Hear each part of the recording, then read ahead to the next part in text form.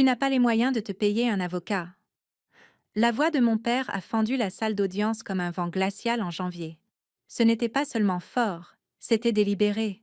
C'était fait pour m'humilier, pour rappeler à tout le monde exactement où il pensait que je me situais.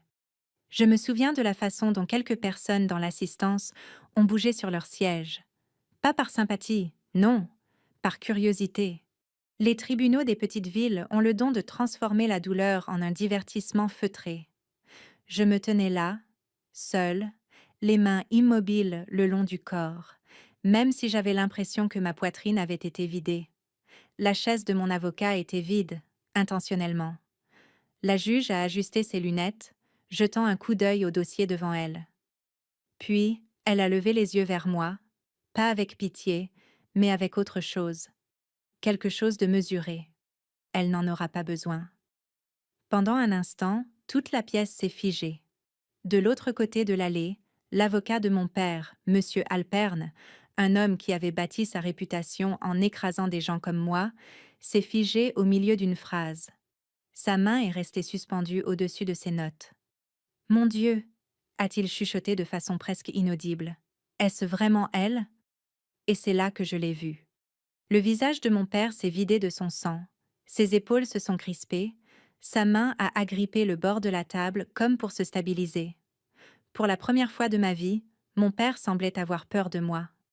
Il n'en avait pas toujours été ainsi. Il fut un temps où mon père, Robert Callahan, était le genre d'homme pour qui les gens se levaient lorsqu'il entrait dans une pièce. Dans notre ville, Greenville, dans l'Ohio, son nom avait du poids. Il possédait la moitié de la zone commerciale du centre-ville et avait effectué 2 mandats au conseil du comté. En grandissant, je croyais ce que tout le monde croyait, qu'il était fort, juste, un bon protecteur, et que je devais lui en être reconnaissante. J'étais l'aînée, née en 1963, pile au moment où les choses changeaient dans ce pays. Les femmes commençaient à s'imposer dans des espaces dont elles avaient été exclues pendant des générations. Mais pas dans la maison de mon père. Dans son monde, les fils bâtissaient des héritages. Les filles les soutenaient. J'ai appris tôt à ne pas discuter, non pas parce que je ne le pouvais pas, mais parce que cela n'avait jamais d'importance. J'étais une bonne élève, calme, mais vive. Les chiffres avaient un sens pour moi, contrairement aux gens. Au moment où j'ai obtenu mon diplôme de fin d'études secondaires, mon conseiller d'orientation m'a prise à part et m'a dit « Tu pourrais aller loin, Linda, plus loin que la plupart des gens. » J'ai gardé cette phrase comme un secret. Je suis allée à l'Université d'État de l'Ohio grâce à une bourse partielle, travaillant la nuit dans un snack-bar juste pour couvrir ce que mon père ne payait pas. Il disait aux gens qu'il finançait mes études, mais la vérité est qu'il s'était à peine aperçu de mon départ. L'université a été la première fois où j'ai eu l'impression de pouvoir respirer. J'ai d'abord étudié la finance, puis je me suis orientée vers le droit. Quelque chose me semblait juste. La structure, la logique, l'idée que la vérité puisse réellement compter quelque part. Et pendant un temps, ce fut le cas. J'ai obtenu mon diplôme parmi les premières de ma promotion. J'ai même été admise en école de droit. C'est à ce moment-là que tout a basculé. Je me souviens encore d'être assise à la table de la cuisine, la lettre d'admission entre les mains, essayant de garder une voix ferme. J'ai été acceptée, ai-je dit, à l'Université du Michigan. Ma mère a souri doucement depuis l'autre bout de la pièce. Elle faisait toujours cela, des petits sourires, comme si elle avait peur de prendre trop de place. Mon père n'a pas levé les yeux tout de suite. Il lisait le journal. « C'est dans un autre état », a-t-il fini par dire. « Oui, mais ils m'ont fait une offre. »« Tu n'iras pas ?» Ce n'était pas fort. Ça n'avait pas besoin de l'être. J'ai senti quelque chose se briser en moi. « Je peux m'organiser », ai-je dit avec précaution. « Des aides financières, des prêts. On a besoin de toi ici. » Ces mots pesaient plus lourd que tout ce qu'il m'avait jamais dit. Requise, pas désirée, pas soutenue, requise. Pourquoi exactement? Il ne l'a jamais pleinement expliqué, mais j'ai compris. Mon jeune frère, Daniel, venait de commencer à travailler avec lui. L'entreprise se développait. La santé de ma mère commençait à décliner. Quelqu'un devait maintenir la cohésion de l'ensemble. Et dans l'esprit de mon père, ce quelqu'un, c'était moi. Alors, je suis restée. Je me suis dit que c'était temporaire. 1 an, peut-être 2. Aider, stabiliser les choses, puis repartir. C'est ce que je croyais. C'est ce que j'avais besoin de croire. Au début, cela ne ressemblait pas à un sacrifice. Je travaillais au bureau, j'organisais les comptes, je révisais les contrats, je corrigeais les erreurs que Daniel ne savait même pas qu'il commettait. Mon père a commencé à compter sur moi plus qu'il ne l'a jamais admis. Mais il n'a jamais dit merci. Pas une seule fois. Et il n'a certainement jamais mis mon nom sur quoi que ce soit. Les années ont passé comme elles le font quand on n'y prête pas attention. Silencieusement, implacablement, ma mère est tombée plus gravement malade. Je suis devenue son aide-soignante principale. Les visites chez le médecin, les médicaments, les longues nuits assises au bord de son lit quand elle ne pouvait pas dormir. Daniel s'est marié, a eu des enfants, a acheté une maison. Mon père ne tarissait pas d'éloges sur lui. C'est un homme bien, disait-il. Il perpétue le nom de la famille. Je me tenais juste là, tenant une pile de rapports financiers qui prouvaient que l'entreprise ne tenait encore debout que grâce à moi. Mais je restais silencieuse, car c'est ce que j'avais toujours fait. La première fois que j'ai réalisé que j'avais été effacée fut subtile. Un client est venu au bureau, l'air confus. On m'a dit de parler à la personne qui s'occupe de nos comptes, a-t-il dit. C'est moi, ai-je répondu. Il a hésité. Oh, a-t-il dit. Je pensais. Enfin, Monsieur Callahan a mentionné son fils. J'ai forcé un sourire. Oui, ai-je dit. Daniel supervise les opérations. Ce n'était pas tout à fait faux, mais ce n'était pas la vérité non plus. Au moment du décès de ma mère, j'avais 52 ans et je n'avais rien pour le prouver. Pas de carrière, pas d'économie personnelle, aucune reconnaissance, juste des années de travail liées à un nom qui n'était pas le mien. La lecture du testament a eu lieu 3 mois plus tard. Je me souviens d'être assise dans cette même salle d'audience, même si elle me semblait différente alors, plus petite d'une certaine manière, plus froide. L'avocat parlait sur ce ton prudent et mesuré qu'ils utilisent tous. Et quand il a fini, tout ce que je pensais comprendre de ma vie s'est effondré. Mais ce n'est pas là que cette histoire commence. Elle commence par un homme debout dans une salle d'audience, se moquant de sa propre fille, convaincu qu'il ne lui restait rien. Convaincu qu'elle était toujours la même femme effacée qui avait passé des décennies à rester juste derrière lui. Il ne savait pas ce que j'avais fait, ce à quoi je m'étais préparée, ce que j'étais devenue. Et alors que je me tenais là ce jour-là, regardant la peur s'installer enfin dans ses yeux, j'ai réalisé quelque chose que j'aurais aimé comprendre il y a bien longtemps. Le silence ne signifie pas la faiblesse. Parfois, c'est juste de la patience. Quand les gens regardent un moment comme cette scène de tribunal, ils ont tendance à penser que c'est arrivé de nulle part, comme un coup de théâtre soudain. Mais rien dans cette journée n'était soudain. Cela s'était construit tranquillement, patiemment, au fil des années. La plupart des gens ne l'ont jamais remarqué. Après le décès de ma mère, la maison a semblé différente. Pas plus silencieuse, exactement. Mon père n'avait jamais été un homme bruyant, sauf quand il voulait être entendu, mais plus vide, comme si quelque chose d'essentiel avait été retiré et que rien ne l'avait remplacé.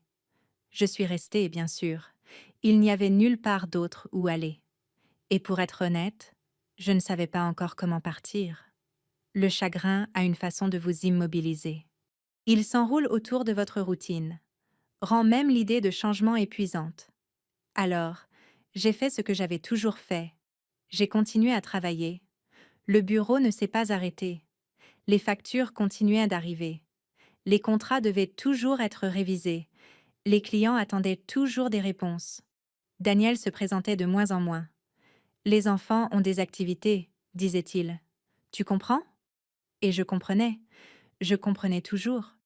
Alors, j'ai comblé les lacunes, encore une fois. C'est environ 1 mois après les funérailles que j'ai remarqué quelque chose d'étrange. Un ensemble d'états financiers ne correspondait pas. Au début, j'ai pensé à une simple erreur d'écriture. Ce n'aurait pas été inhabituel, Daniel n'avait jamais prêté beaucoup d'attention aux détails. Mais plus je regardais, moins cela avait de sens. Des fonds étaient déplacés entre les comptes d'une manière qui ne suivait aucun schéma logique. Des dépenses étaient enregistrées 2 fois. Certains paiements n'étaient pas enregistrés du tout. Je me souviens d'être assise là, tard un soir, les lumières du bureau tamisées, les documents étalés devant moi, ressentant quelque chose que je n'avais pas ressenti depuis des années. Pas de la peur, pas de la tristesse, mais de la clarté. J'en ai parlé à mon père le lendemain matin. Il était à son bureau, lisant comme d'habitude. Je pense qu'il y a un problème avec les comptes, ai-je dit d'un ton neutre. Il n'a pas levé les yeux. Daniel s'occupe de ça. Je sais, ai-je dit. C'est pour ça que je m'inquiète. Cela a attiré son attention. Il a baissé le journal lentement, les yeux plissés juste un peu. Qu'est-ce que tu insinues? Rien, ai-je dit. Je dis juste que quelque chose ne colle pas. Nous devrions revoir cela ensemble. Pendant un instant, j'ai cru qu'il m'écouterait, qu'il verrait ce que j'avais vu. Que pour une fois, ma voix aurait du poids. Mais il s'est ensuite calé dans son fauteuil, pliant soigneusement son journal. Tu réfléchis trop, a-t-il dit, et c'est ainsi que l'affaire a été classée. J'aimerais pouvoir vous dire que ce fut le moment où tout a changé. Que je me suis levée, que j'ai exigé d'être entendue, que j'ai refusé d'être ignorée. Mais je ne l'ai pas fait. Pas encore. Car la vérité est que, quand vous avez passé des décennies à être ignoré, vous commencez à douter de vos propres instincts. Vous commencez à vous demander si, peut-être, vous ne réfléchissez pas trop effectivement. Peut-être avez-vous tort. Alors, j'ai laissé couler, en apparence. Mais quelque chose en moi avait basculé. Cette nuit-là, je n'ai pas pu dormir. Je n'arrêtais pas de rejouer les chiffres dans ma tête, les incohérences, les schémas. Et puis, autre chose a refait surface, quelque chose à quoi je ne m'étais pas permis de penser depuis longtemps. L'école de droit. Je suis sortie du lit vers 2 heures du matin et je suis allée dans le salon. La maison craquait comme le font les vieilles maisons, comme si elle se souvenait de quelque chose. Je me suis assise au petit bureau près de la fenêtre, celui que j'utilisais pour aider ma mère avec ses papiers, et j'ai ouvert mon ordinateur. Il m'a fallu quelques minutes pour trouver ce que je cherchais. Les vieux dossiers, les conditions d'admission au barreau, la formation continue. Je ne savais même pas si c'était encore possible. À 55 ans, la plupart des gens pensent à la retraite, pas à recommencer à zéro. Mais j'ai continué à lire, et plus je lisais, plus quelque chose de familier revenait. Cette même certitude tranquille que j'avais ressentie toutes ces années auparavant, avant d'y renoncer. Le lendemain matin, j'ai pris une décision. Je ne l'ai dit à personne, ni à mon père, ni à Daniel. Cela ne servait à rien. Il n'aurait pas compris. Et pour une fois, je n'avais pas besoin qu'il comprenne. J'ai commencé doucement. Des cours en ligne au début, des documents de remise à niveau, des mises à jour juridiques. Je travaillais pendant la journée comme toujours, puis j'étudiais le soir. Au début, c'était épuisant. Mon esprit n'était plus aussi vif qu'avant. Je devais relire les choses, prendre des notes plus soigneusement. Mais quelque chose d'intéressant s'est produit. Après quelques semaines, c'est revenu. Pas seulement les connaissances, mais la façon de réfléchir. La façon dont les problèmes juridiques se déploient étape par étape, détail par détail. C'était comme une langue que je n'avais pas parlée depuis des années et qui revenait soudainement. À cette époque, j'ai contacté quelqu'un à qui je n'avais pas parlé depuis près de 3 décennies, le professeur Alan Green. Il avait été l'un de mes instructeurs pendant mon court passage en école de droit. Un homme juste, calme, observateur, le genre de personne qui voyait des choses que les autres manquaient. Je ne m'attendais pas à ce qu'il se souvienne de moi, mais il l'a fait. Linda Callahan, a-t-il dit au téléphone, sa voix plus vieille mais toujours ferme. Vous étiez l'une de mes meilleures élèves. Je ne savais pas quoi répondre, alors je lui ai dit la vérité, ou du moins une partie. Nous nous sommes rencontrés pour un café quelques jours plus tard. Il a plus écouté qu'il n'a parlé. Cela n'avait pas changé. J'ai expliqué ce que j'avais trouvé dans les dossiers financiers. Les incohérences, la façon dont cela avait été rejeté. Il a hoché la tête lentement. « Et vous voulez savoir si vous l'imaginez » a-t-il dit. J'ai hésité. Oui. Il a pris une gorgée de son café, puis a reposé la tasse avec soin. Non, a-t-il dit. Vous ne l'imaginez pas. Ce fut le moment où tout a véritablement commencé. Pas au tribunal, pas lors de la confrontation, mais cette confirmation tranquille que je n'avais pas tort, que ce que je voyais comptait. Le professeur Green n'a pas donné de conseils spectaculaires.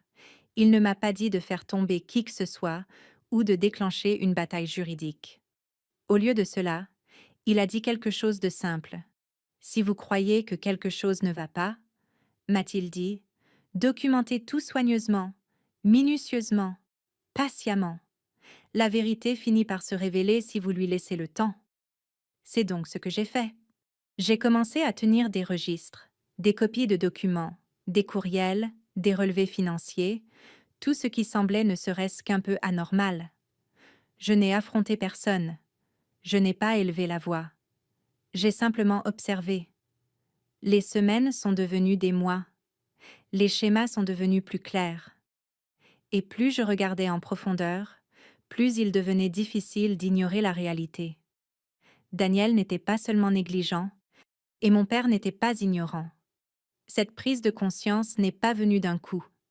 Elle s'est installée lentement, comme de la poussière, jusqu'à ce qu'elle finisse par tout recouvrir. Et c'est alors que j'ai compris quelque chose que j'avais passé la majeure partie de ma vie à éviter. Il ne s'agissait pas seulement d'être ignoré, il ne s'agissait pas seulement de dynamique familiale. C'était tout autre chose. Quelque chose qui ne se réparerait pas tout seul. Quelque chose qu'il faudrait, tôt ou tard, affronter. Et pour la première fois depuis très longtemps, j'étais prête. Il y a un moment calme, presque banal, où l'on réalise quelque chose que l'on ne peut plus ignorer. Pour moi, c'est arrivé un mardi après-midi. Rien de spécial ce jour-là. Le genre de ciel gris de l'Ohio qui pèse bas et donne l'impression que tout est plus petit. J'étais à mon bureau, en train de réviser une série de transferts de propriété liés à l'un de nos plus vieux immeubles commerciaux du centre-ville. Au premier coup d'œil, tout semblait routinier, mais j'ai ensuite vu mon nom, ou plutôt son absence. La propriété en question était une propriété que j'avais personnellement gérée pendant près de 15 ans. Je m'occupais des locataires, je négociais les baux, je résolvais les litiges, chaque détail. Mais selon le document devant moi, elle avait été entièrement transférée au nom de Daniel. Pas récemment, il y a des mois, signée, déposée, définitive. Je suis restée assise là pendant un long moment à fixer cette page. Non pas parce que je ne comprenais pas, mais parce que je comprenais trop bien. Le soir même, j'ai attendu que mon père soit seul dans le salon.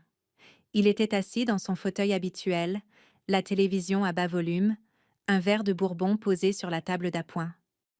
Je suis restée dans l'encadrement de la porte un moment avant de parler.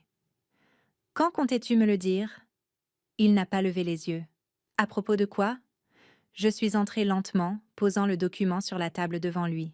« De ça » Il l'a parcouru brièvement du regard, puis s'est calé dans son fauteuil. « Ce sont les affaires » a-t-il dit. « Les affaires » Un mot si simple, si facile derrière lequel se cacher. « J'ai géré cette propriété » ai-je dit, en gardant une voix ferme, « pendant des années. »« Et tu as été rémunéré » a-t-il répondu. « Ce n'est pas la question. » Il a finalement levé les yeux vers moi, son expression inchangée. « C'est précisément la question. » J'ai senti quelque chose basculer en moi, pas de la colère, pas encore, quelque chose de plus profond. Tu l'as transféré sans me le dire. Je n'ai pas besoin de te consulter pour les décisions familiales. La famille. Ce mot encore, utilisé quand c'était pratique, ignoré quand ça ne l'était pas. J'ai pris une lente inspiration. Était-ce vraiment une décision familiale? Ses yeux se sont légèrement plissés. Qu'est-ce que tu insinues encore? J'ai soutenu son regard. Je demande si Daniel sait ce qu'il fait. Silence. Juste pour un instant. Mais c'était suffisant. Ce fut la première fissure. Tu as toujours eu un problème à faire confiance à ton frère, a fini par dire mon père. Ce n'est pas de cela qu'il s'agit. Si, a-t-il dit, Il s'agit de toi qui dépasses les bornes. Dépasser les bornes, après tout ce que j'avais fait. J'ai regardé à nouveau le document, puis je l'ai regardé lui. Il y a des anomalies, ai-je dit calmement. Dans plusieurs comptes, des transferts qui n'ont aucun sens, des paiements manquants. Il n'a pas répondu tout de suite. Au lieu de cela, il a pris son verre, buvant une lente gorgée. Puis, il l'a reposé. Avec soin. Tu dois arrêter de fouiller, a-t-il dit. C'était là. Pas un déni, pas de la confusion, un avertissement. Je l'ai senti alors, clair comme le jour. Ce n'était pas un malentendu. Ce n'était pas de la négligence. C'était intentionnel. Je n'essaie pas de causer des problèmes, ai-je dit. Alors arrête d'en créer. J'essaie de comprendre. Non, m'a-t-il interrompu, la voix plus tranchante cette fois. Tu essaies de t'insérer là où tu n'as pas ta place. Là où je n'ai pas ma place. Dans une entreprise que j'avais aidé à bâtir. Dans une famille que j'avais passé ma vie à soutenir. J'ai hoché la tête lentement, non pas parce que j'étais d'accord, mais parce que j'avais compris quelque chose d'important à ce moment-là. Il n'y aurait pas de résolution ici. Ni en privé, ni dans le calme. J'ai ramassé le document et je me suis tournée vers la porte. Linda. Je me suis arrêtée, mais je ne me suis pas retournée. Fais attention, a-t-il dit. Je n'ai pas répondu. Je n'en avais pas besoin. Cette nuit-là, je n'ai pas dormi du tout. Mais cette fois, ce n'était pas la confusion qui me tenait éveillée, c'était la clarté. Le lendemain matin, j'ai passé un coup de téléphone. Le professeur Green n'a pas semblé surpris. Racontez-moi tout, a-t-il dit. C'est ce que j'ai fait. Chaque détail, chaque incohérence, chaque conversation. Il a écouté comme avant, patiemment. Quand j'ai eu fini, il y a eu un long silence. Puis, il a dit quelque chose qui a tout changé. Vous devez vous protéger. Je me suis adossée à ma chaise. Qu'est-ce que cela signifie? Cela signifie, a-t-il dit avec précaution, que si ce que vous décrivez est exact, cela pourrait devenir une affaire juridique. Juridique. Le mot semblait différent maintenant, plus lourd, plus réel. Je n'ai pas d'avocat, ai-je dit. Vous n'en aurez peut-être pas besoin, a-t-il répondu. Pas encore. Cette phrase est restée gravée en moi. Au cours des semaines suivantes, les choses ont dégénéré silencieusement. Les documents sont devenus plus difficiles d'accès. Les comptes que j'utilisais régulièrement ont été soudainement restreints. Daniel a arrêté de répondre à mes appels. Et puis la lettre est arrivée. Elle est arrivée par courrier recommandé, m'étant adressée, formelle, froide. Je l'ai ouverte à la table de la cuisine. Je l'ai lue une fois, puis une autre. C'était une notification de l'avocat de mon père. J'étais démise de toute implication opérationnelle dans l'entreprise. Effet immédiat. Je me souviens d'être restée assise là, le papier entre les mains, ressentant quelque chose que je n'attendais pas. Pas du choc, pas même de la colère, du soulagement. Parce que maintenant, tout était clair. Il ne se contentait pas de m'exclure. Il se préparait à quelque chose. Et pour la première fois, moi aussi.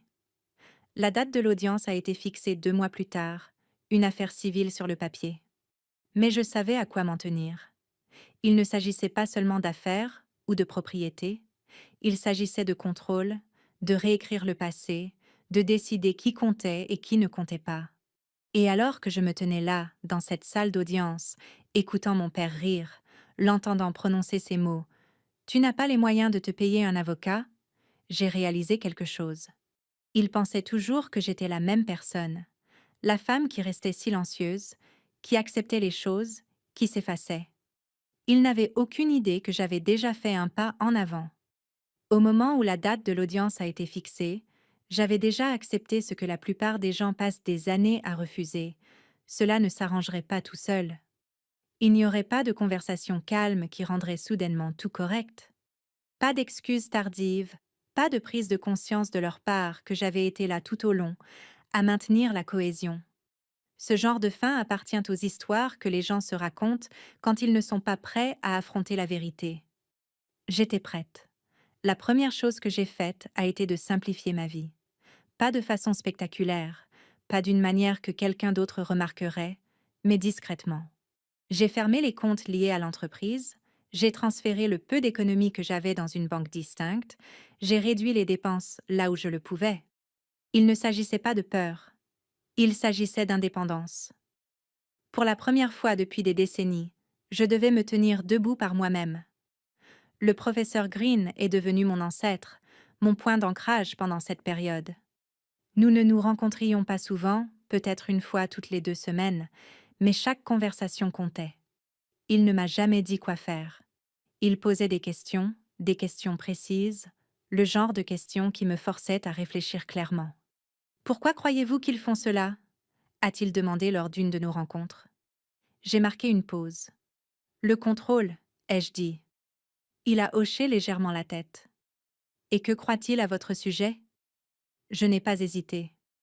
Que je ne me battrai pas. C'était l'hypothèse sur laquelle tout le reste était bâti. Alors, je les ai laissés la garder. Je n'ai pas discuté quand j'ai été renvoyé du bureau. Je n'ai pas exigé d'accès. Je n'ai pas passé d'appel ni envoyé de courriel pour demander des explications. De l'extérieur, on aurait probablement dit que j'avais abandonné. Mais à l'intérieur, tout avait changé. Mes journées sont devenues structurées d'une manière qu'elles n'avaient pas été depuis des années. Les matinées étaient consacrées à la recherche, les après-midi à l'organisation des documents, les soirées à l'étude. J'ai repris tout ce que j'avais collecté. Les dossiers financiers, les transferts de propriété, les correspondances par courriel. Chaque morceau de papier racontait une histoire. Individuellement, ils pouvaient être écartés. Une erreur ici, un malentendu là. Mais ensemble, ils formaient un schéma, et les schémas sont difficiles à ignorer. J'ai appris à voir ces schémas plus clairement, à les présenter, à construire quelque chose à partir d'eux. Il ne s'agissait pas seulement de ce qui s'était passé. Il s'agissait de le prouver. Cette distinction est cruciale, surtout dans une salle d'audience. Il y avait des nuits où cela me semblait insurmontable, où je restais assise à mon bureau, entourée de documents, à me demander si j'avais trop attendu, si j'avais laissé trop de choses m'échapper, si j'étais simplement dépassée. C'étaient les nuits où j'entendais la voix du professeur Green dans ma tête. La vérité ne se presse pas, avait-il dit un jour. Elle attend. Alors, j'ai continué. Environ 3 semaines avant l'audience, quelque chose d'inattendu s'est produit. J'ai reçu un appel d'un numéro que je ne reconnaissais pas. J'ai failli ne pas répondre, mais quelque chose m'a dit de le faire. Mademoiselle Callahan? A demandé la voix à l'autre bout. Oui? Ici, Margaret Ellis. J'ai travaillé pour votre entreprise, principalement en comptabilité. Je n'ai pas reconnu le nom au début, mais elle a continué. Je n'y travaille plus. Cela a attiré mon attention. Nous nous sommes rencontrés 2 jours plus tard dans un petit café juste à la sortie de la ville. Elle semblait nerveuse, pas effrayée, mais prudente. Je ne suis pas ici pour m'impliquer, a-t-elle dit avant même que j'aie pu parler. Je comprends, ai-je répondu. Elle m'a étudié un instant comme si elle essayait de décider quelque chose. Puis, elle a plongé la main dans son sac et en a sorti une chemise cartonnée. J'ai gardé des copies, a-t-elle dit. Je ne l'ai pas ouverte tout de suite. Je l'ai simplement regardée. Pourquoi? Elle a hésité, puis a eu un petit sourire fatigué. Parce que quelque chose ne me semblait pas juste. C'est tout ce qu'elle a dit, mais c'était suffisant. Quand j'ai ouvert le dossier plus tard cette nuit-là, tout a changé. Les dossiers étaient détaillés, précis, clairs, d'une manière que les miens ne l'étaient pas. Des transferts qui avaient été cachés, des comptes qui avaient été déplacés, des signatures qui ne correspondaient pas, et, plus important encore, une chronologie. Cela montrait exactement quand les choses avaient commencé à changer, exactement comment cela avait été fait, et exactement qui avait été impliqué. Je suis restée assise là pendant un long moment après avoir tout parcouru. Non pas parce que je ne comprenais pas, mais parce que je comprenais. Il n'y avait plus d'incertitude, plus de doute. Ce n'était pas de la négligence. C'était intentionnel. Le lendemain matin, j'ai appelé le professeur Green. Vous aviez raison, ai-je dit simplement. Il n'a pas demandé ce que je voulais dire. Il n'en avait pas besoin. Qu'allez-vous faire? A-t-il demandé. J'ai regardé par la fenêtre.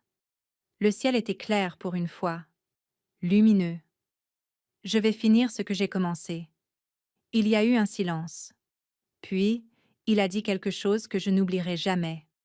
Alors, assurez-vous de le faire avec dignité. La dignité. Ce mot est resté en moi.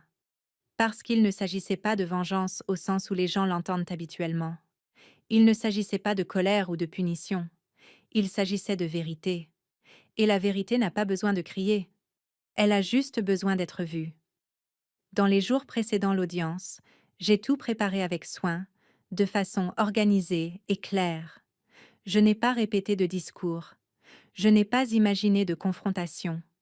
Je me suis concentrée sur les faits, car les faits ne flanchent pas. La veille de la date du tribunal, je me suis assise à la table de ma cuisine une dernière fois. Tous les documents étaient étalés devant moi, tout ce que j'avais rassemblé, tout ce que j'avais reconstruit. Je n'étais pas nerveuse. Pas de la manière à laquelle je m'attendais. Je me sentais calme, non pas parce que je savais ce qui allait se passer, mais parce que je savais que j'avais fait tout ce que je pouvais. Pour la première fois depuis très longtemps, je me faisais confiance. Et le lendemain matin, je suis entrée seule dans cette salle d'audience. Non pas parce que je n'avais personne, mais parce que je n'avais plus besoin de personne pour parler à ma place. J'avais déjà été dans ce palais de justice auparavant, mais ce matin-là, c'était différent. Peut-être parce que je n'y entrais plus comme quelqu'un essayant de maintenir la paix. Peut-être parce que j'avais enfin cessé d'espérer que mon père choisirait la décence plutôt que l'orgueil. Ou peut-être parce que, pour la première fois de ma vie, je comprenais que la peur et le calme peuvent habiter le même corps en même temps. Mes mains étaient froides quand j'ai passé le détecteur de métaux. Mon sac à main semblait plus lourd qu'il ne le devrait, rempli de dossiers soigneusement étiquetés, de bloc-notes juridiques et de lunettes de lecture. Je devais sans cesse me rappeler de ne rien égarer. L'adjoint à l'entrée a fait un signe de tête poli. J'ai répondu de la même manière. Tout semblait ordinaire. C'était la partie étrange. La lumière fluorescente bourdonnait toujours au-dessus de nos têtes. Le sol en carrelage avait toujours besoin d'être poli. Un distributeur automatique vrombissait toujours dans le couloir près du bureau du greffier. Deux hommes se disputaient discrètement à propos d'un litige de limite de propriété. Une femme en cardigan bleu marine tenait un mouchoir d'une main et une enveloppe Kraft de l'autre. La vie continuait tout autour de moi. Et pourtant, pour moi, ce jour-là allait tout diviser entre un avant et un après. Mon père était déjà à l'intérieur quand je suis entrée dans la salle d'audience. Il était assis à la table avec Daniel à sa gauche et M. Alpern à sa droite, paraissant exactement comme il l'avait toujours été lorsqu'il s'attendait à ce que le monde se plie à sa volonté. Costume sombre, cravate argentée, menton légèrement levé. Daniel ne voulait pas croiser mon regard. Cela m'en disait plus que n'importe quoi d'autre. Un homme qui croit avoir raison vous regarde généralement droit dans les yeux. Un homme qui sait qu'il se tient sur un terrain pourri a tendance à fixer la table. Je me suis assise seule. Monsieur Alpern a jeté un coup d'œil, et j'ai pu voir le léger sourire au coin de ses lèvres. Il avait l'air d'un homme qui avait déjà écrit la fin de l'histoire. Puis mon père s'est penché juste assez pour que je puisse l'entendre. « Tu n'as pas les moyens de te payer un avocat. » Il l'a dit avec désinvolture, comme s'il ne faisait que commenter la météo. Mais il voulait que ce soit entendu. Et ça l'a été. Quelques têtes se sont tournées. Quelqu'un dans l'assistance a bougé. Monsieur Alpern a laissé échapper un petit soupir indulgent, comme s'il avait pu dire à mon père de ne pas dire une telle chose, non pas parce que c'était cruel, mais seulement parce que c'était inutile. J'ai regardé mon père et je n'ai rien dit. L'ancienne moi aurait baissé les yeux. L'ancienne moi aurait avalé l'insulte, puis passé des heures plus tard à se demander pourquoi cela faisait encore mal.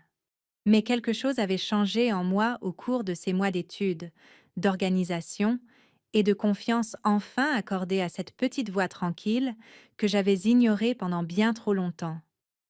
Alors j'ai simplement croisé son regard et j'ai attendu. Quand la juge est entrée, tout le monde s'est levé. La juge Myriam Hensley avait un peu plus de 70 ans, des cheveux gris courts et une façon de regarder les gens qui rendait les excuses dérisoires. Je connaissais sa réputation depuis des années. Dans des villes comme la nôtre, certains noms voyagent avant les personnes qui les portent. Elle avait la réputation d'être patiente et de ne pas se laisser impressionner facilement. Ce matin-là, j'étais reconnaissante pour ces deux qualités. Nous nous sommes assis. Les papiers ont bruissé. Le greffier a exposé l'affaire. Un litige concernant des actifs commerciaux, des responsabilités fiduciaires et des attributions de propriété liées à la holding Callahan. Entendre cela lu à haute voix donnait l'impression que c'était simple. Ce ne l'était pas. C'était 20 ans de travail non rémunéré, de paperasse enterrée, de transferts manipulés et d'histoires familiales travesties en langage juridique. Monsieur Alpern s'est levé le premier. Il avait une de ces voix que les avocats cultivent quand ils veulent apparaître à la fois confiants et raisonnables. Il a parlé d'efficacité, de continuité, de nécessité opérationnelle. Il m'a décrite comme quelqu'un qui avait été impliqué de manière périphérique dans le soutien administratif, mais qui n'avait aucun intérêt formel de propriété dans les entités contestées. Impliqué de manière périphérique. J'ai failli sourire. J'avais tenu leurs comptes en équilibre, corrigé leurs erreurs, géré leurs propriétés, négocié avec leurs locataires, rectifié leurs contrats et, à plus d'une occasion, je les avais sauvés d'erreurs coûteuses qu'ils ne savaient même pas qu'ils commettaient. Impliqués de manière périphérique. Il y a des mensonges si complets qu'ils en deviennent presque élégants. Monsieur Alpern a continué à construire sa version proprette de ma vie, pendant que mon père était assis à côté de lui, les mains jointes, aussi calme que s'il assistait à une réunion de conseil d'administration. Puis la juge s'est tournée vers moi. « Mademoiselle Callahan, a-t-elle dit, avez-vous une représentation aujourd'hui ? » « Non, votre honneur. » Avant même que monsieur Alpern ne puisse bouger, mon père a laissé échapper un petit ricanement satisfait par le nez. Puis, la juge Hensley a regardé les documents devant elle, m'a regardé à nouveau, et a dit de sa voix calme et ferme. Elle n'en aura pas besoin. L'atmosphère dans la pièce a changé. Pas bruyamment, pas de façon spectaculaire, mais de manière indéniable. Monsieur Alpern s'est arrêté de bouger. Sa main, qui s'apprêtait à saisir une pièce à conviction, s'est figée à mi-chemin. Il m'a regardé alors, non pas avec amusement, non pas avec dédain, mais avec reconnaissance. Une véritable reconnaissance. « Mon Dieu !» a-t-il dit à voix basse, mais assez fort pour être entendu par ses voisins. « Est-ce vraiment elle ?» Je savais ce qu'il avait vu. Pas mon visage exactement, mais mon dossier, sa structure, sa clarté, les citations, l'organisation des pièces, la vieille discipline qui réapparaissait au grand jour. Des années plus tôt, avant de quitter l'école de droit, j'avais participé à des concours de plaidoirie, discrètement mais avec succès. Mon nom avait circulé dans des endroits que mon père n'avait jamais remarqués, car il n'avait jamais pris la peine de regarder au-delà de son propre reflet. Les hommes comme monsieur Alpern se souvenaient de ces choses. Pas toujours de la personne, mais du travail. Et le travail laisse une signature. Mon père s'est tourné vers lui. « Qu'est-ce que cela veut dire ?» a-t-il chuchoté durement. Monsieur Alpern n'a pas répondu. Ce fut le moment où j'ai vu l'assurance de mon père commencer à se fissurer. Non pas parce qu'il comprenait soudainement tout, mais parce que quelqu'un en qui il avait confiance comprenait, lui. La juge Hensley m'a invité à procéder. Je me suis levée, j'ai ouvert mon dossier et j'ai ajusté mes lunettes. Ma voix, quand elle est sortie, m'a surprise moi-même. Elle était calme. Pas théâtrale, pas tremblante, juste claire. Votre honneur, j'aimerais commencer par la pièce B, l'historique des transferts liés à l'immeuble Jefferson, suivi des résumés comptables des pièces D à H. Monsieur Alpern a contesté presque immédiatement, invoquant la pertinence. J'étais prête pour cela. J'ai répondu point par point. Chronologie, lien, schéma de transfert, incohérences internes, absence de divulgation, anomalie de signature. La juge a rejeté son objection. Puis j'ai continué. J'ai guidé le tribunal à travers les dates, les numéros de compte, les registres de propriété, les courriels internes, et les divergences de registre, avec la patience de quelqu'un qui avait vécu à l'intérieur de ces faits assez longtemps pour savoir qu'il tiendrait. Je n'ai pas spéculé. Je n'ai pas accusé plus que ce que je pouvais prouver. J'ai simplement posé chaque pierre là où elle devait être, et peu à peu, la forme de la vérité a émergé. Daniel remuait sans cesse sur son siège. Mon père a complètement arrêté de me regarder. Monsieur Alpern a tenté 3 autres objections. Il a perdu les 3. Puis sont venus les dossiers de Margaret Ellis. Ceux-là ont tout changé, car jusqu'alors, la défense pouvait encore prétendre qu'il s'agissait d'une interprétation. Une question de perspective. Mais la chronologie de Margaret reliait les transferts internes aux registres comptables externes, d'une manière qui ne laissait aucune place à la confusion. La juge a étudié les documents pendant un long moment. Puis, elle a regardé mon père. Monsieur Callahan, a-t-elle dit, étiez-vous au courant de ces transferts au moment où ils ont été effectués? Il a ouvert la bouche. Rien n'est sorti. C'était la première fois que je le voyais sans voix. Pas en colère, pas autoritaire, pas dédaigneux, sans voix. Il a cherché un verre d'eau qui n'était pas là. Sa main tremblait, juste un peu, mais je l'ai vu. Et tout le monde aussi. Malgré toutes les années passées dans son ombre, malgré toutes les décennies où il avait confondu mon silence avec de la faiblesse, tout se résumait à ce minuscule geste humain, une main qui tremble. La juge Hensley s'est tournée à nouveau vers le greffier. Monsieur Alpern s'est assis lentement, comme si un soutien invisible avait été retiré de la pièce. Et j'ai compris, debout là avec mes papiers et ma voix ferme, avec tout le poids enfoui de ma vie, prenant enfin forme à la lumière du jour. C'était le moment où mon père cessait de voir la fille, qu'il pouvait écarter, pour commencer à voir le témoin qu'il ne pouvait pas contrôler. Une fois que la vérité est dite clairement, les gens aiment imaginer que la pièce explose, que les voix s'élèvent, que les visages s'effondrent, que quelqu'un confesse, que quelqu'un sorte en trombe. Mais ce n'est pas ainsi que cela s'est passé. Dans la vraie vie, et particulièrement dans une salle d'audience, la vérité arrive souvent discrètement. Elle se dépose sur les gens par couches successives, forçant chaque personne à décider combien de temps elle peut continuer à prétendre ne pas en ressentir le poids. C'est ce qui s'est passé ce matin-là. Après que la juge Hensley a examiné la pièce à conviction, elle a demandé une courte suspension de séance.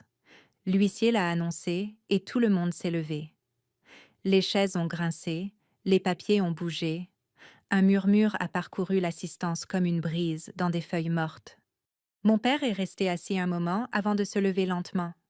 Daniel s'est penché vers lui, disant quelque chose que je n'ai pas pu entendre. Mon père a rétorqué quelque chose entre ses dents, et Daniel s'est reculé comme un petit garçon réprimandé, alors qu'il avait la cinquantaine. Monsieur Alpern a rassemblé ses notes, mais il n'y avait plus aucune assurance dans ses mouvements. Il ressemblait à un homme essayant de réparer un toit en pleine tempête, sachant pertinemment que les poutres en dessous étaient déjà pourries. Je suis restée là où j'étais. Je ne voulais pas de café. Je ne voulais pas d'air. Je ne voulais pas de la sympathie d'étrangers qui avaient passé la première moitié de l'audience à se demander si j'étais une idiote. Je me suis simplement assise, j'ai joint mes mains sur mes genoux et j'ai laissé le silence venir.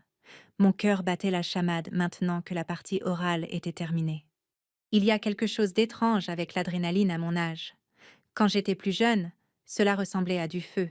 Ce jour-là, cela ressemblait plus à une vibration, fine et constante, traversant mes os. La juge Hensley n'avait pas encore statué. Je savais qu'il ne fallait pas crier victoire trop tôt.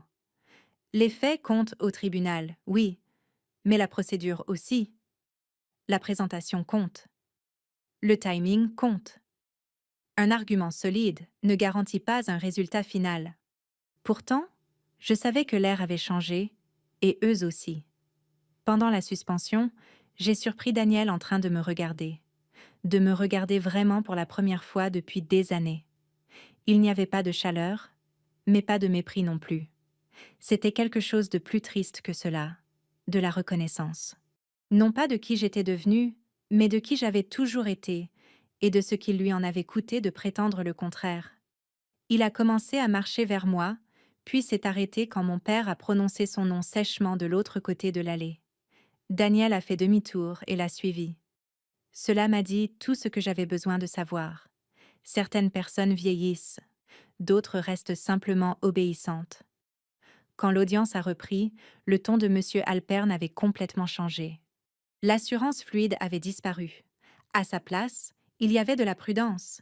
Il a essayé de requalifier les transferts en décisions administratives prises sous pression. Il a suggéré que mon père s'était trop reposé sur Daniel. Il a insinué qu'il y avait peut-être eu de la confusion plutôt qu'une faute professionnelle. La confusion.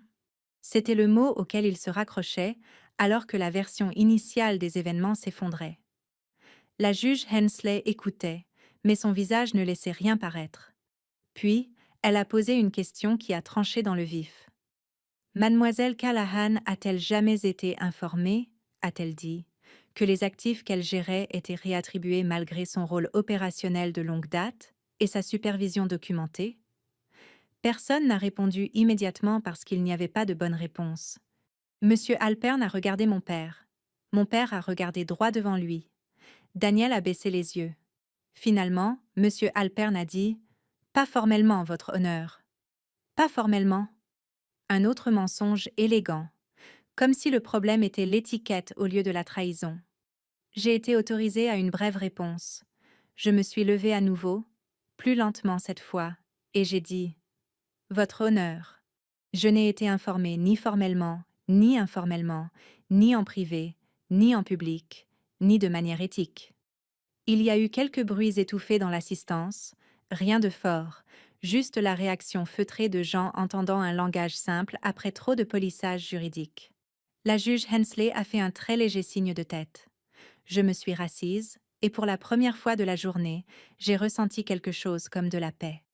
Pas la victoire, la paix. Parce que peu importe ce qui arriverait ensuite, la vérité était entrée dans le procès verbal, à la vue de tous. Elle ne serait plus jamais enterrée. Le jugement est tombé cet après-midi-là. La juge Hensley a conclu que les transferts et les retraits de responsabilité avaient été effectués sans divulgation appropriée, sans transparence fiduciaire adéquate, et dans des circonstances qui soulevaient de graves préoccupations quant à une faute interne. Elle a ordonné un gel immédiat de plusieurs actifs contestés, un audit comptable judiciaire formel et le rétablissement temporaire de mon accès aux dossiers pertinents pour l'affaire. Elle a également déclaré, dans un langage assez calme pour être dévastateur, que mon rôle dans l'entreprise avait été substantiel, de longue date et matériellement significatif, malgré les tentatives répétées de le minimiser. Matériellement significatif? J'avais attendu 30 ans pour entendre quelqu'un en position d'autorité décrire mon travail honnêtement. Je n'ai pas pleuré. Pas là-bas. Mais quelque chose en moi s'est desserré, comme un nœud serré pendant des décennies qui commençait enfin à lâcher. Mon père fixait devant lui pendant la lecture du jugement. Son visage était livide. Daniel avait l'air malade. Monsieur Alpern prenait des notes, même si je pouvais voir à son expression qu'il pensait déjà à la suite, à la limitation des dégâts, à la réputation, à cette activité très américaine qui consiste à survivre au déshonneur dans un costume bien repassé. Quand ce fut fini, l'huissier nous a libérés. Cela aurait dû être la fin du moment, mais mon père s'est levé brusquement et s'est tourné vers moi. « Es-tu fier de toi » a-t-il demandé. Sa voix n'était pas forte, cela la rendait pire. Parce que j'entendais ce qu'il y avait en dessous. Pas de remords, pas de réflexion, de l'humiliation. Il n'était pas blessé par ce qu'il avait fait. Il était blessé d'avoir été démasqué. Je l'ai regardé un long moment avant de répondre. « Non », ai-je dit. « Je suis triste que nous ayons dû en arriver là. » Sa mâchoire s'est contractée. « Tu as donné notre famille en spectacle. » J'ai failli rire alors, non par cruauté, mais par pure incrédulité. La famille? Ce mot encore, sorti uniquement quand il avait besoin d'une couverture. « Tu as fait ça tout seul », ai-je dit calmement. Daniel s'est interposé entre nous, non pas physiquement pour bloquer quoi que ce soit, mais en restant là comme les hommes le font quand ils ont peur que le conflit devienne assez visible pour qu'ils aient à choisir un camp. Pour une fois, je ne lui ai pas facilité la tâche. J'ai ramassé mes dossiers, je me suis détournée et je suis sortie. Dehors, l'air était froid et pur. La fin de l'automne, dans l'Ohio, a une façon de dire la vérité sur les choses. Les arbres sont nus, le ciel est grand ouvert, rien n'est caché par la floraison ou la chaleur. Je suis restée sur les marches du tribunal pendant une longue minute, à respirer, tout simplement. Le professeur Green m'attendait près du trottoir, son manteau boutonné jusqu'au cou. Il n'était pas entré pour l'audience. Il a dit plus tard qu'il avait eu confiance dans le fait que je n'avais plus besoin de personne pour veiller sur moi. Il avait raison. Alors, a-t-il demandé. Je lui ai fait un bref résumé. Il a écouté, puis a souri, pas largement, juste assez pour montrer qu'il comprenait ce que cette journée signifiait réellement. Et comment vous sentez-vous? A-t-il demandé. J'y ai réfléchi. Plus légère, ai-je dit. Puis, après une pause, et fatiguée. Il a gloussé doucement. C'est tout à fait normal. Nous avons marché jusqu'au café du coin et nous nous sommes assis près de la fenêtre avec 2 tasses de café qui ont tiédi pendant que je parlais. Pas de la décision, pas au début. De ma mère, du bureau, des années où j'avais confondu l'endurance avec le devoir. À un moment donné, j'ai dit que je pensais que gagner me ferait plus de bien. Le professeur Green a remué son café et a dit « La justice semble rarement triomphante pour les gens décents. Elle semble généralement coûteuse. » Il avait raison là-dessus aussi. Parce que même si le soulagement s'installait, une autre vérité s'élevait à ses côtés. Je n'avais pas voulu détruire mon père. J'avais voulu qu'il soit honnête. Et il y a une différence. Au cours des semaines suivantes, les conséquences se sont déroulées exactement comme elles le font dans une petite ville américaine. D'abord discrètement, puis d'un coup, les clients ont commencé à poser des questions. Une banque a retardé le financement d'un des projets de Daniel en attendant l'audit. 2 locataires de longue date ont demandé une documentation directe sur la propriété et l'autorité de gestion. Les gens qui autrefois souriaient trop vite à mon père dans les restaurants semblaient maintenant fascinés par les menus dès qu'il entrait. La réputation est fragile à tout âge, mais en fin de vie, quand une si grande partie de l'identité d'une personne repose sur ce qu'elle a construit publiquement, même les petites fractures semblent sismiques. Daniel m'a appelé une fois pendant cette période. J'ai laissé sonner, puis j'ai répondu à la 4e sonnerie. Il ne s'est pas excusé, pas directement. Au lieu de cela, il a dit « Tu n'étais pas obligé d'aller aussi loin. » J'ai regardé par la fenêtre de la cuisine l'érable nu dans la cour et j'ai dit « Toi non plus. » Il a gardé le silence. Puis, il a dit d'une voix que je reconnaissais à peine « Je ne pensais pas qu'il se retournerait contre moi aussi. » Cette phrase est restée avec moi après avoir raccroché. Car c'était là, le véritable héritage que mon père avait transmis. Pas la discipline, ni le leadership, ni l'héritage matériel. La peur. Et la peur exige toujours un sacrifice. Cette fois, elle a simplement manqué de filles pour s'en nourrir. Dans les mois qui ont suivi, la vie n'est pas devenue subitement plus facile. C'est quelque chose que les gens ne disent pas toujours à haute voix. Ils aiment les fins nettes, les victoires claires, le sentiment qu'une fois la vérité dite, tout se met en place. Mais la vraie vie, surtout à un âge avancé, ne fonctionne pas ainsi. Elle se stabilise lentement. L'audit judiciaire a pris du temps. Les semaines sont devenues des mois. Et bien que les conclusions continuaient de confirmer ce que j'avais présenté, il y avait toujours des procédures, des ajustements et des étapes juridiques à suivre. La décision du tribunal m'a redonné accès au dossier, aux opérations, à la vérité telle qu'elle avait toujours existé derrière les portes closes, mais je ne me suis pas précipitée de nouveau dans l'entreprise comme certains l'espéraient. J'y suis retournée prudemment, délibérément. Le bureau semblait plus petit que dans mes souvenirs, pas physiquement, mais en termes de sens. Pendant tant d'années, il avait été mon monde entier, l'endroit où j'avais déversé mon temps, mon énergie, mon identité. Maintenant, assise à ce même bureau, regardant les mêmes classeurs, le même tapis usé, la même horloge murale qui tic-taquait, je le voyais différemment. Ce n'était pas ma vie. C'était juste une partie de celle-ci. Et cette prise de conscience m'a apporté une sorte de paix que je n'attendais pas. Daniel m'évitait au début. Quand nous nous croisions, c'était bref, professionnel, prudent. Les suppositions faciles et les dédains silencieux avaient disparu. À leur place, il y avait de la distance, pas hostile, mais incertaine. Mon père n'est pas venu au bureau du tout, pas pendant des semaines. Puis un matin, sans prévenir, il est entré. J'étais à mon bureau en train de réviser un contrat de bail quand j'ai senti le changement dans la pièce. Cette même vieille présence, celle à laquelle j'avais passé la majeure partie de ma vie, à répondre sans même y réfléchir. J'ai levé les yeux. Il se tenait là, manteau sur le dos, chapeau à la main. Pendant un moment, aucun de nous n'a parlé.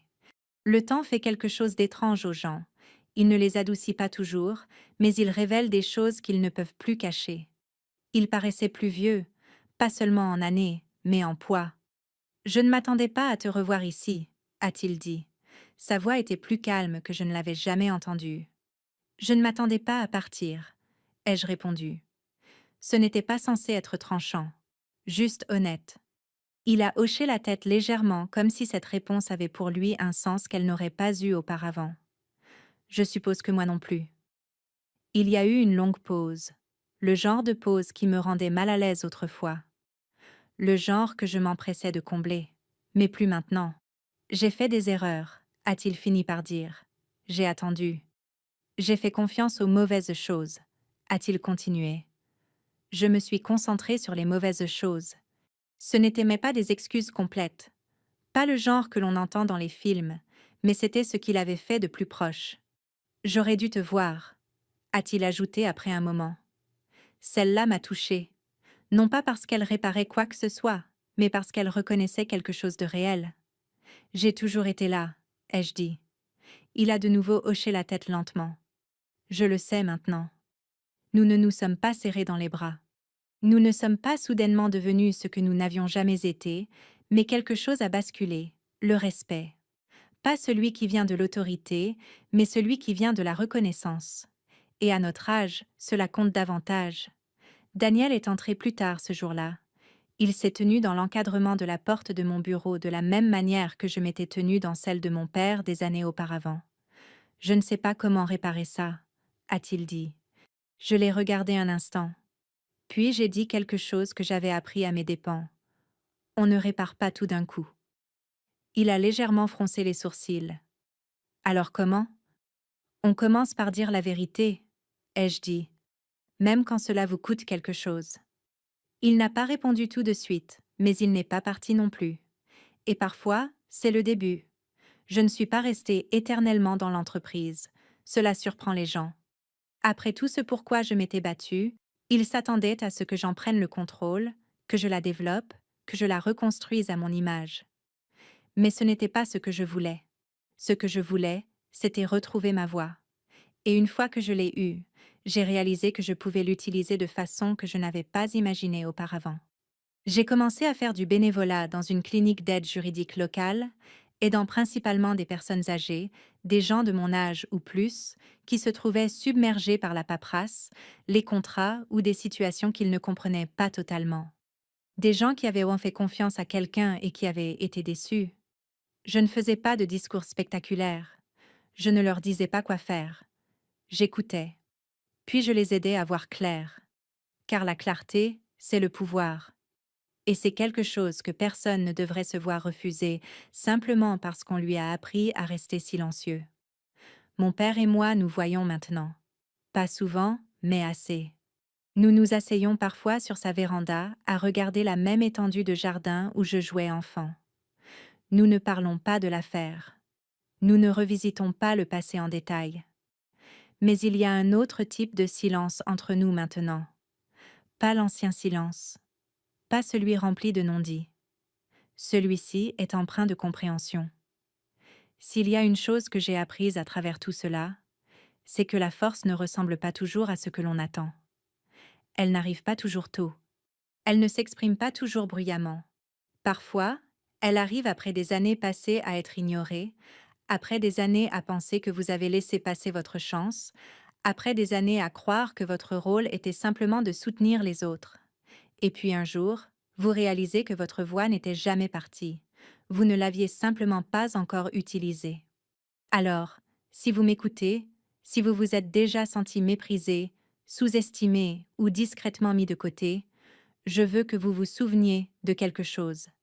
Il n'est jamais trop tard pour se lever, jamais trop tard pour apprendre, jamais trop tard pour dire la vérité. Et quand vous le ferez, vous ne recevrez peut-être pas d'applaudissements. Vous ne ressentirez peut-être même pas la victoire comme vous l'aviez imaginé, mais vous ressentirez quelque chose de mieux. Vous vous sentirez entière. Si cette histoire a signifié quelque chose pour vous, prenez un moment pour réfléchir à votre propre chemin. Partagez-la avec quelqu'un qui pourrait avoir besoin de l'entendre, ou restez simplement avec elle en silence. Et si vous souhaitez d'autres histoires comme celle-ci, des histoires de force, de vérité et de seconde chance, restez avec nous. Car parfois, les voix les plus calmes portent les histoires les plus fortes. Seen it, right? We seem to win.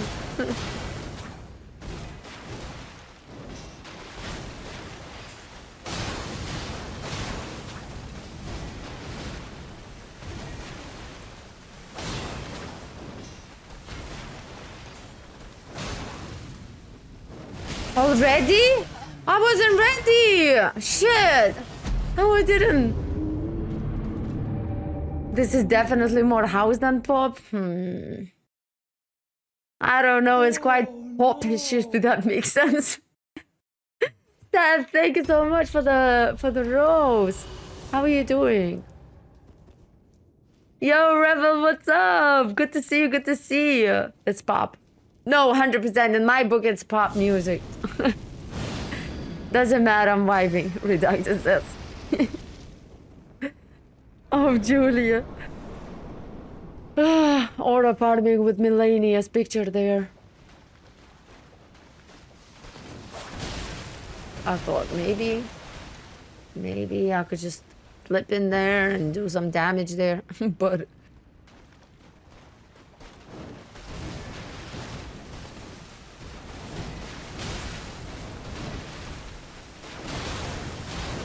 they cancelled her grab attack. Come on.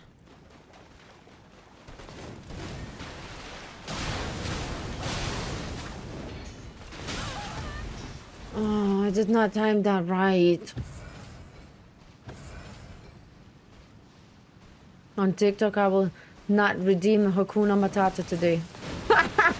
No, I mean, yeah. Thank you. Please, no more Hakuna Matatas. I can't. That was horrible. I can't even. Labas, Eimantai, ne. Aš, kaip pasakyti, underleveled esu ir man sunku, žinai. O negaliu pasikelti levelio, kol nenugalėsiu Melanijos, tai dėl to mes ir čia esame. Is that your song, Diggy? Yes, Sunrise. Simply Red! Ooh! Diggy! Okay, Diggy.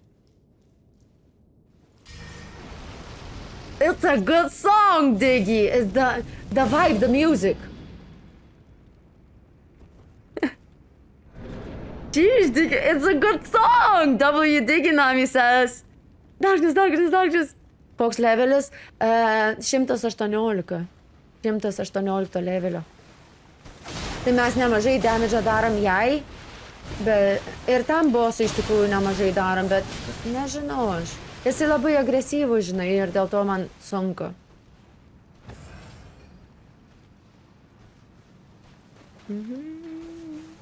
W Diggy! W Diggy the song. I feel like Rick James just pulled out like random stuff. Random song there. I was expecting Rick James. Last time we had Rick James, such a good song. I thought Rick James just likes Rick James. Chat, I didn't realize! Why she does the water flow attack right now? Ah! Tuna music. Thank you, Kuya. Thank you. Suravut, hello. Thank you so much for the follow. Welcome in. Welcome in. I hope I pronounced your name or nickname correctly. Tuna music. Oopsies. Yeah. Rebel with a mystic drink. Oh my god, that looks so dope. And Superwoman. Oh, Rebel, thank you so much, you kind soul. That looks so dope. Perfect aesthetics for darkness. Aesthetically appropriate. She's gonna do the waterfall at some point. I have a feeling.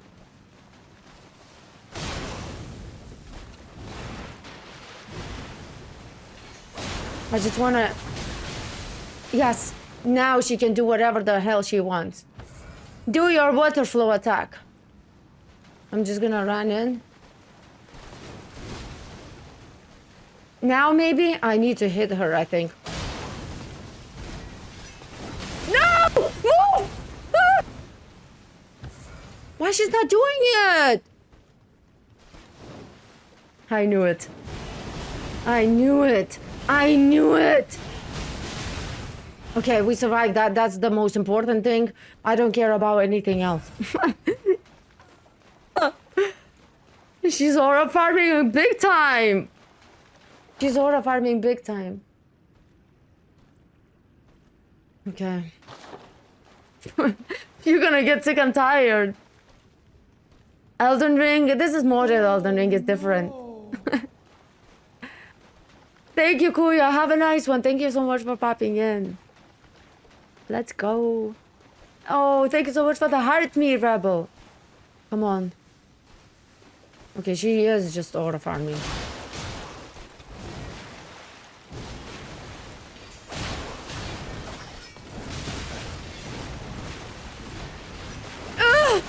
I can't move.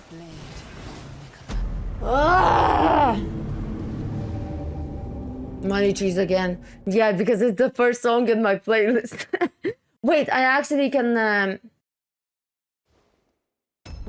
mix some things up, right? Shuffle. Let's do the shuffle. Let's see what's something else coming up. Let's see now. I'm just gonna... Okay, I hope you're down for this one. This is a good song, by the way.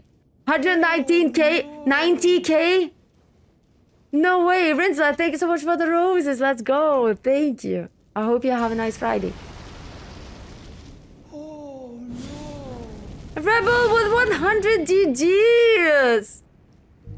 Thank you so much. Ari with the raid. Aura delivery incoming. Let's go. Oh, thank you so much for the raid, Ari. How are you guys doing? I really appreciate the raid though.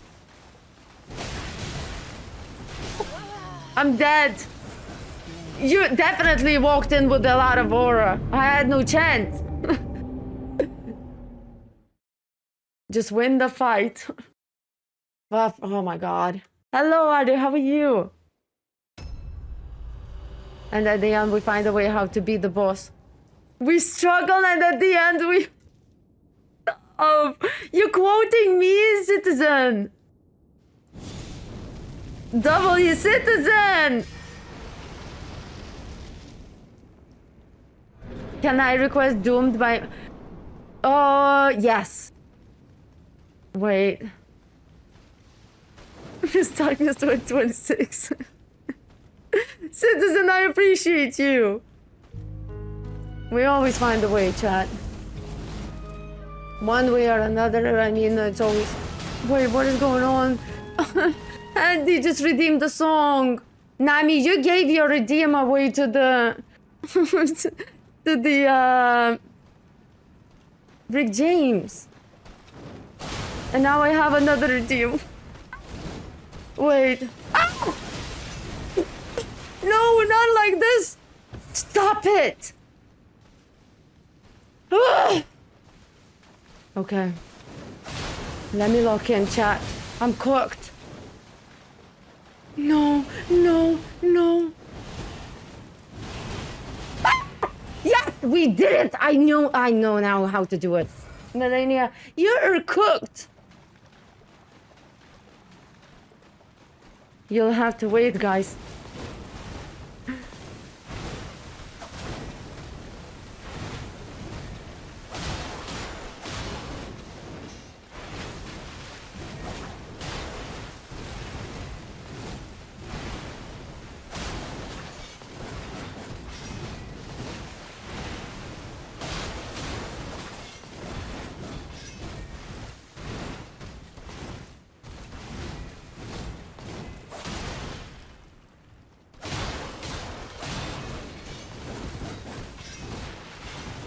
No, no. Ah, shit! Ah! Come on. I want to see phase 2 already. Wow. That does not go as I planned.